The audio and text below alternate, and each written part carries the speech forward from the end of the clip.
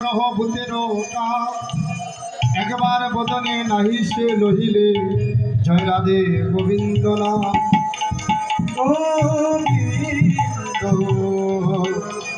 গোবিন্দ।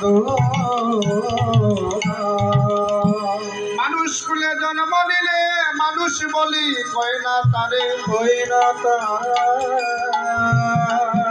মানুষ পশু যায় করছি না স্বভাব কর্ম অনুসারে এক যে মানুষ এসেছিল নদিয়া শান্তিপুরে সেই মানুষের গুণের তরে কত মানুষ গেল তরে। আজ আমরা যে জায়গায় এসেছি মা, এই জায়গাটার নাম কি গো? ধাম। ধামের মাহাত্ম্য আর মনে করুন একটা মন্দির আছে আপনার বাড়িতে ঠাকুরগড়, ওই মন্দিরের মধ্যে পার্থক্য আর দামের মধ্যে পার্থক্যটা কি? দাম কখন হয়?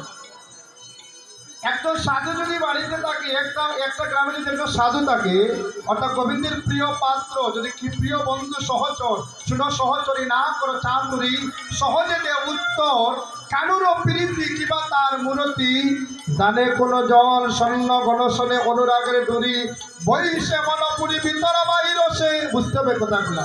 অনুরাগের ডুরি বৈশে মনপুরি ভিতর বাহির সে কে কৃষ্ণ। অনুরাগের ডুরি বৈশ্য মনপুরি ভিতর বাহির সে। মন তার মদন বাহন, অন্য কিছু জানে না। মদ খাইলে যেভাবে মাতাল হয় মানুষ, কৃষ্ণের জন্য তার মনটা মাতাল।